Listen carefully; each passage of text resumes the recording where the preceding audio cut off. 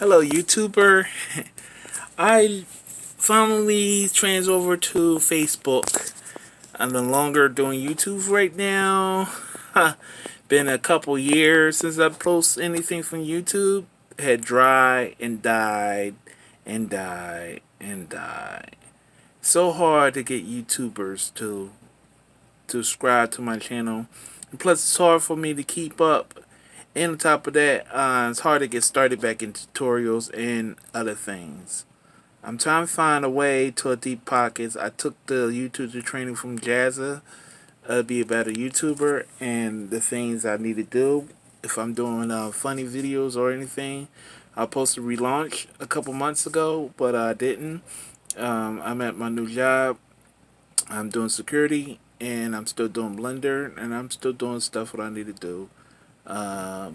Thank you for listening to me and hopefully y'all guys get the memo and check out my Facebook account, and I got a lot of tutorials on there now and fun and coming on a session. I feel more connected in Facebook a little bit more and Twitch. Thank you.